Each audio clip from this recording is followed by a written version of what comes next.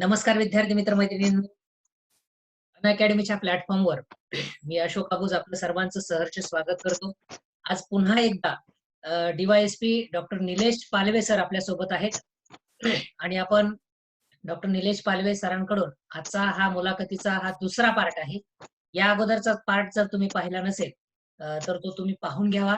निलेश पालवे सरांना मी अशी विनंती करेल की आपण आता या दुसऱ्या पार्टमध्ये मुख्यतः जो पेपरचे जीएसचे पेपर असतात 1, 2, 3, 4 याच्याविषयी फोकस करून विद्यार्थ्यांना मार्गदर्शन करावं. Doctor Nilesh Palve sir. सर्व विद्यार्थी मित्रमैत्रिणींना माझा नमस्कार. जीएस बद्दल आपण सर मला विचारलेलं आहे. तर जीएस हा मी तर म्हणेल की स्पर्धा परीक्षांचा आत्मा आहे. तुम्ही कोणत्याही स्तराची परीक्षा द्या, अगदी सरळ सेवा भरतीपासून असेल किंवा कंबाईनची परीक्षा असेल किंवा राज्यसेवा असेल किंवा युपीएससी असेल, सगळीकडे आपल्याला सामान्य अध्ययन किंवा जनरल स्टडीज हा घटक असतो. त्यामधला सिलेबस पण थोड्याफार प्रमाणात सारखाच असतो. छोट्या परीक्षेला कमी असतो, मोठ्या परीक्षेला जास्त असतो, एवढाच फरक आहे. तर मी असं म्हणेल की जीएस म्हणजे वेगळं काही नाहीये. हे विषय आपण अगदी शाळे कॉलेजमध्ये पण अभ्यासलेले असतात.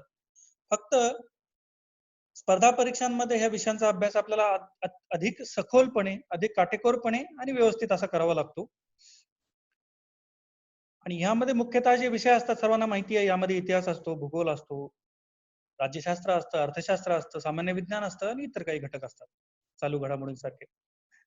तर ह्या विषयाचा अभ्यास करत असताना मी तर असं म्हणेल की आपण सर्वांगीणपणे त्याचा विचार केला पाहिजे. म्हणजे जीएसचा अभ्यास फक्त पूर्व परीक्षेसाठी किंवा फक्त मुख्य परीक्षेसाठी करू नये. तर जीएसचा अभ्यास करत असताना या तीनही टप्प्यांवर, राज्यसेवेबाबत बोलायचं झालं किंवा युपीएससी बाबत बोलायचं झालं, तर पूर्व परीक्षेच्या टप्प्यावर, मुख्य परीक्षेच्या टप्प्यावर आणि अगदी मुलाखतीच्या टप्प्यावर पण आपल्याला त्या सामान्य अध्ययनाच्या अभ्यासाचा उपयोग होत असतो किंवा ते लागत असतं आपल्याला. त्यामुळे हा अभ्यास करत असताना आपण अगदी सर्वंकष आणि सर्वांगीण असा त्याचा विचार केला पाहिजे. याला इंग्रजीमध्ये आम्ही इंटिग्रेटेड आणि कॉम्प्रिहेन्सिव्ह अप्रोच म्हणतो. तर हा कॉम्प्रिहेन्सिव्ह अप्रोच आपण ठेवला पाहिजे या अभ्यासाच्या बाबतीत. म्हणजे नेमकं काय केलं पाहिजे? तर कोणताही एक विषय जर आपण घेतला, जॉग्राफी सारखा किंवा भूगोलासारख्या विषयाचं उदाहरण मी देतो, की पूर्व परीक्षेला आपल्याला या ठिकाणी ऑब्जेक्टिव्ह टाईप क्वेश्चन असतात, परंतु ते माहितीवर आधारित जास्त असतात. तर फक्त आपण पूर्व परीक्षेच्या दृष्टिकोनातून जर भूगोलाचा विचार करायला गेलो तर माहिती बरीचशी भौगोलिक माहिती आपल्याला लक्षात ठेवावी लागते. परंतु तेच मुख्य परीक्षेचे प्रश्न जर आपण पाहिले तर राज्यसेवा मुख्य परीक्षेमध्ये त्याचे प्रश्न हे अधिक सखोल असतात. ते फक्त तुमची माहिती तपासत नाहीत, ते तुमचं ज्ञान तपासत असतात. आणि हा फरक आपल्याला कळला पाहिजे. भूगोलाचा अभ्यास करत असताना फक्त माहिती लक्षात ठेवणं हा आपलं ध्येय असू नये. तर भूगोलामधले विविध घटक, विविध संकल्पना आणि विविध घटना यांचा सखोल अभ्यास त्याच्यातल्या संकल्पनांसह आपला असला पाहिजे. तरच आपण पूर्व आणि मुख्य परीक्षेमध्ये भूगोलाला न्याय देऊ शकतो.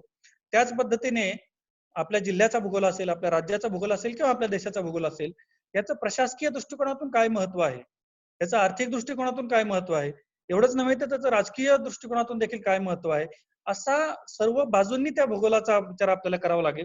मी मुद्दाम भूगोलाचं उदाहरण या ठिकाणी देतोय. अशाच प्रकारचं विश्लेषण आपण इतिहासाच्या बाबतीत करू शकतो, अशाच प्रकारचं विश्लेषण आपण अर्थशास्त्राच्या बाबतीतही करू शकतो. तर ह्या प्रत्येक विषयाकडे बघत असताना एक संकल्पनात्मक आणि विश्लेषणात्मक असा दृष्टिकोन आपला असला पाहिजे. आणि त्या दृष्टिकोनातून आपण तिन्ही टप्प्यांवर सामान्य अध्ययनाचा अभ्यास केला पाहिजे. मला ही कल्पना आहे की विस्तृत अभ्यास आहे. हा प्रत्येक विषय खूप मोठा आहे, त्याचा आवाका मोठा आहे. स्पर्धा परीक्षांमध्ये त्याचं सखोल ज्ञान आपल्याला असणं अपेक्षित आहे आणि त्यामुळे ते करायला वेळ लागतो, परंतु हा वेळ आपल्याला द्यावाच लागतो. इतिहासासारख्या विषयाचा अभ्यास करत असताना आपल्याला किमान 5 ते 6 पुस्तकं वाचावे लागतात. प्रत्येक घटकासाठी वेगवेगळं पुस्तक वाचावं लागतं. एवढंच नव्हे तर काही नोट्स पण वाचाव्या लागतात. स्वतः काही गोष्टी लिहाव्या लागतात, नोट्स काढाव्या लागतात. हे सगळं करणं आवश्यक आहे, कारण त्याशिवाय तो विषय आपल्याला पूर्णपणे समजून येत नाही.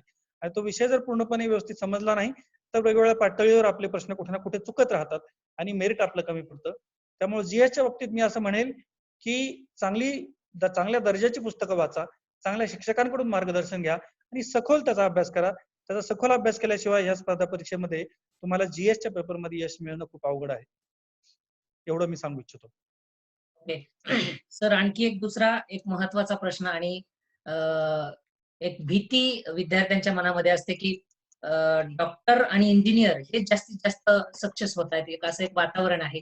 काय सांगाल? आता तुम्ही स्वतः डॉक्टर आहात आणि तुम्ही सक्सेसही आहात, पण इतर जे सायन्स बॅकग्राऊंड म्हणा किंवा इंजिनिअरिंग बॅकग्राऊंड म्हणा किंवा डॉक्टर बॅकग्राऊंड म्हणा, हे हे सोडता इतर विद्यार्थ्यांना असं आहे का? म्हणजे काय काय खरं आहे, असं आहे? हे एक खरं आहे, खरं तर म्हणजे खोटं आहे असं तर म्हणता येणारच नाही. कारण आपण पाहतोय मागच्या काही वर्षांमध्ये निकालामध्ये डॉक्टर आणि इंजिनियर आणि इतर टेक्निकल बॅकग्राऊंडच्या मुलांचं प्रमाण वाढलेलं आहे. ठीक आहे. परंतु याच्या मागे कारण काय ते त्याच्याकडे पण आपल्याला पाहावं लागेल. एकतर डॉक्टर किंवा इंजिनियर हे पूर्वी स्पर्धा परीक्षांचा अभ्यास करत नसायचे, आजकाल करायला लागले, हे तर आहेच. परंतु दुसरा एक मला महत्वाचा फॅक्टर यामध्ये असा वाटतो, विशेषतः इंजिनियर मुलांच्या बाबतीत, कारण डॉक्टर तरी हातावरच्या बोटावर मोजण्या इतके असतात, परंतु इंजिनियर्स मुलांचं प्रमाण खूप वाढलेलं आहे. त्याचं कारण अर्थातच हे आहे की त्यांना खाजगी क्षेत्रामध्ये किंवा इतर क्षेत्रामध्ये ज्या काही नोकऱ्या मिळतात त्यापेक्षा त्यांना स्पर्धा परीक्षांमधून मिळणारी जी काही प्रशासकीय पदं आहेत ती जास्त चांगली वाटतात. ठीक आहे. तर ती जी काही स्पर्धा निर्माण झालेली आहे इंजिनियर्स कडून आपल्याला, तर त्याला आता काही इलाज नाही.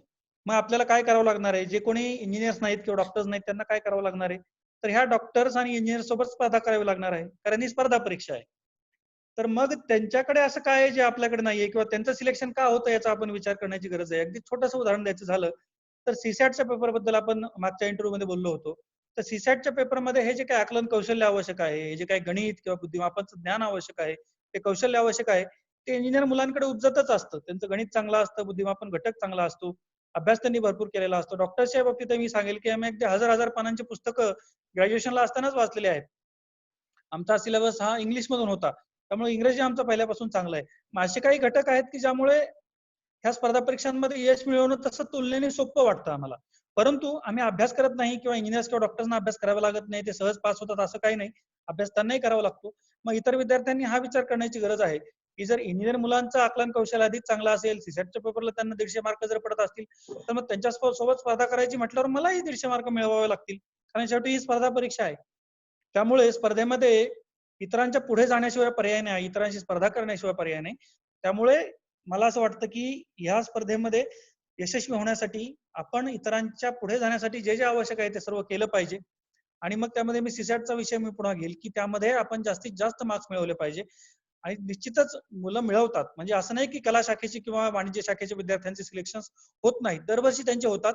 परंतु पूर्वी फक्त त्यांचेच व्हायचे, म्हणजे ऍग्रिकल्चरचे किंवा बीकॉमचे किंवा बीएचे मुलं असायचे. आता मात्र त्याचं प्रमाण तुलनेने कमी झालेलं आहे, इंजिनियर्सचं प्रमाण तुलनेने वाढलेलं आहे. तर मला मला असं वाटतं ते त्यांचं जे काही कौशल्य किंवा त्यांचं ज्ञान आहे ते त्यामागचं कारण आहे. परंतु याचा अर्थ असा नाही की बाकीच्यांचं सिलेक्शन होऊ शकत नाही. त्यांनी देखील जर मन लावून अभ्यास केला तर त्यांचंही सिलेक्शन होऊ शकतं आणि होत असतं.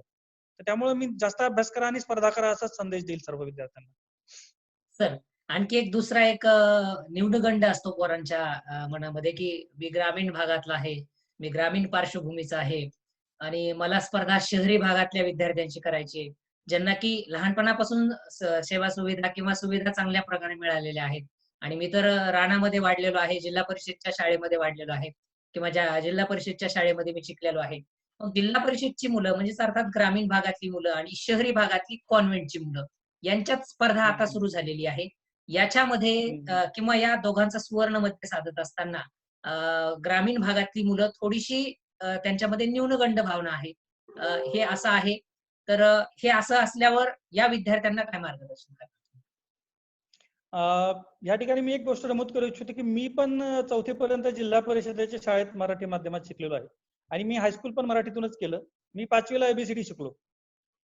आणि अशा परिस्थितीत मी आज म्हणतो की माझं इंग्रजी चांगलं आहे. मग ते इंग्रजी काय आपोआप चांगलं झालेलं नाहीये. मी कोणत्या ना कोणत्या स्टेजवर त्याच्यासाठी खूप कष्ट घेतलेले आहेत. तर माझं उदाहरण मुद्दा मी यासाठी सांगतो आहे की आपल्याकडे ज्ञान कमी आहे किंवा आपण मराठी माध्यमात शिकलो किंवा आपण खेड्यामध्ये राहतो, ही फक्त कारणं आहेत न्यूनगंड बाळगण्यासाठी.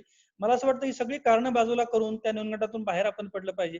असे अनेक शेकडो हजारो उदाहरणं आपल्या पुढे आहेत की ग्रामीण भागामधले मराठी माध्यमामध्ये शिकलेले सर्वसामान्य बुद्धिमत्तेचे मुलं अगदी IAS IPS पण झालेले आहेत.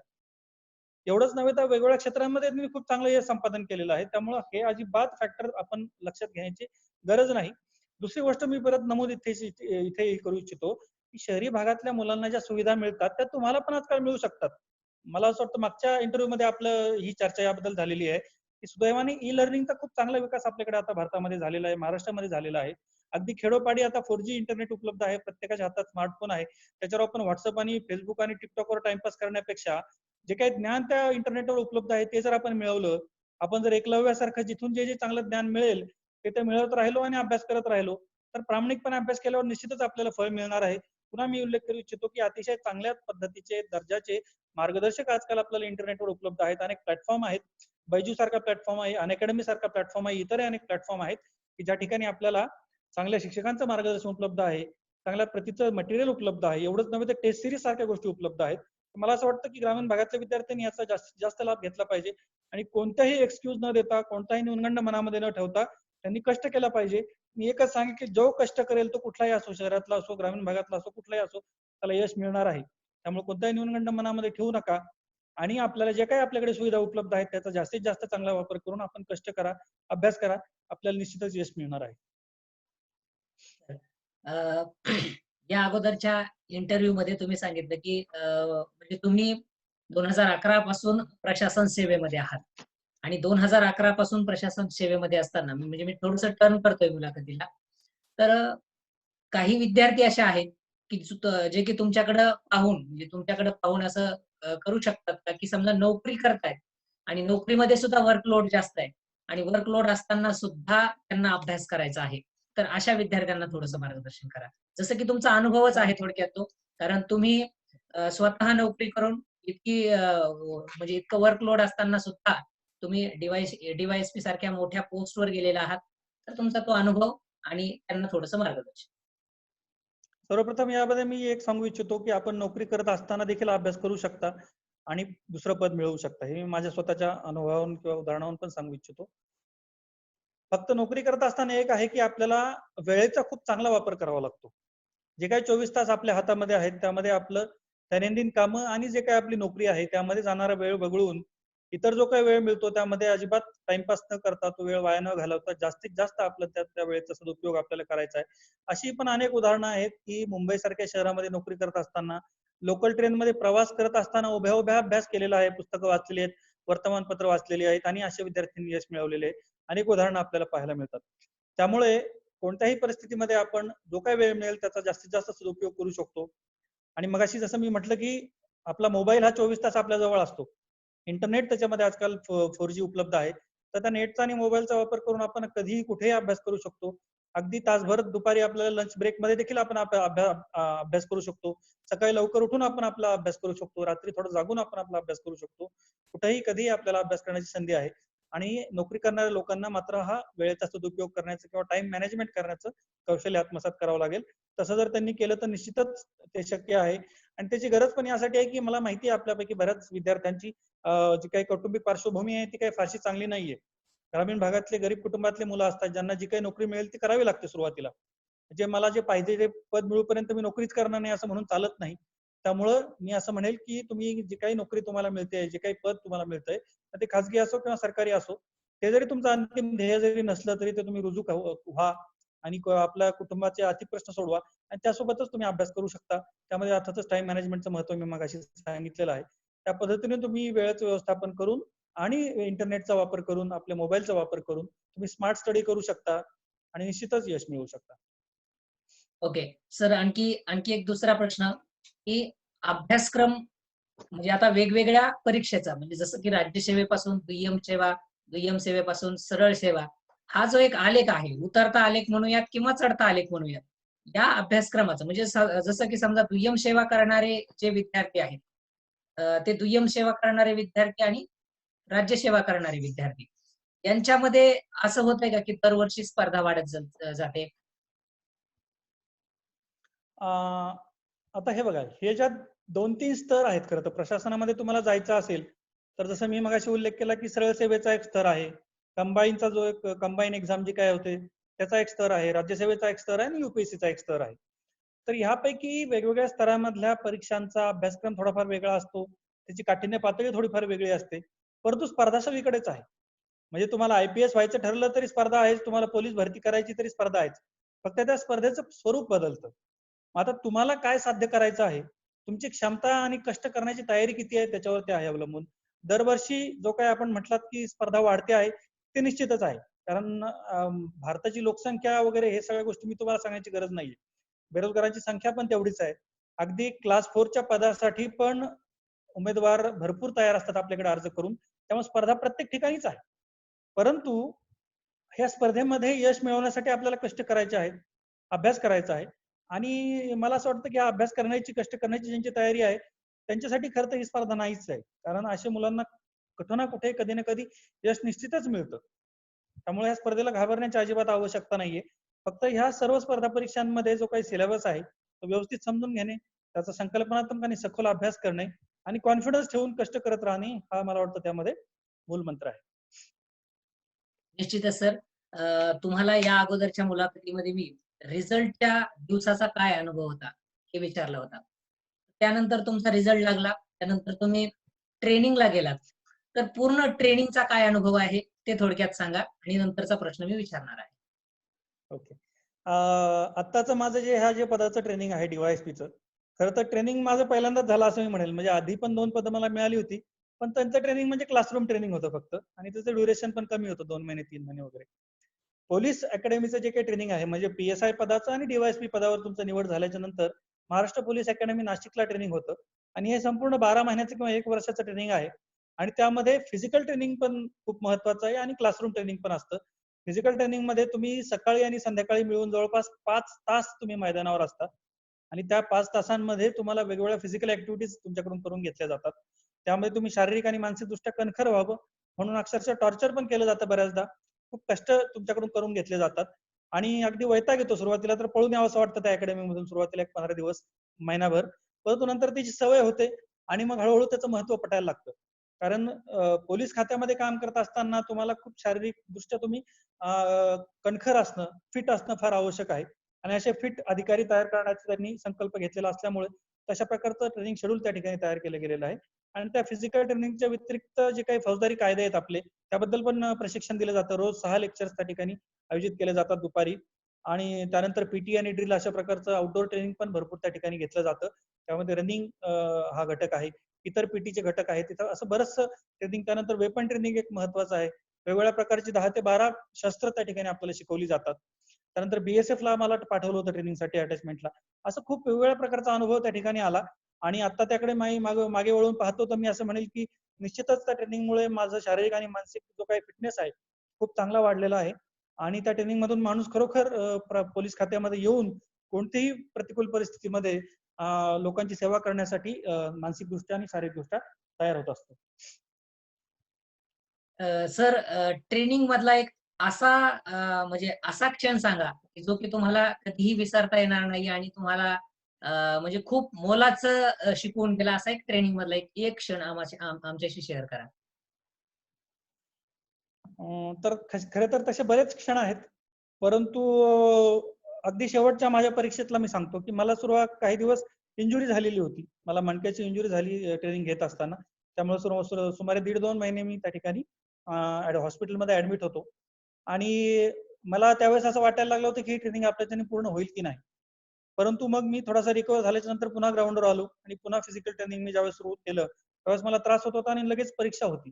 त्या परीक्षेमध्ये जे काही फिजिकल स्टँडर्ड्स आहेत त्याप्रमाणे आपल्याला रनिंग करता येईल की नाही. म्हणजे त्यामध्ये एक असा इव्हेंट असतो की 2.5 किलोमीटरचं रनिंग 10 मिनिटांमध्ये करायचं असतं. तर त्याला मला त्या ठिकाणी 15 ते 16 मिनिटं लागत होते. त्या 10 मिनिटांमध्ये 12 मिनिटांमध्ये आपलं रनिंग होईल की नाही मला याची शंका होती.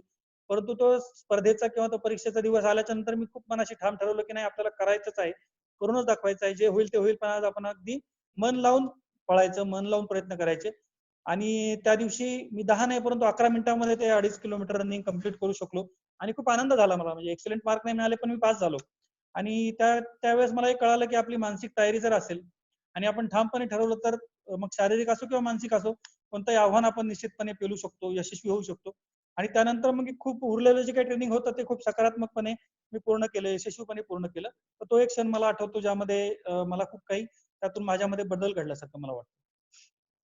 बरं. सर, त्यानंतर आता तुम्ही सांगली या जिल्ह्याला जॉइन झालेला आहात. ACP म्हणून किंवा DYSP म्हणून सांगली जिल्ह्याला जॉइन झालात. बरोबर आहे? आणि नेमकंच हो. सांगली जिल्हा हा रेड झोनमध्ये होता कोरोना सिच्युएशनसाठी. तर त्याचा एक अनुभव सांगा, की नेमकं काय शेड्यूलिंग राहिलं तुमचं त्या 15 दिवसामध्ये? ओके.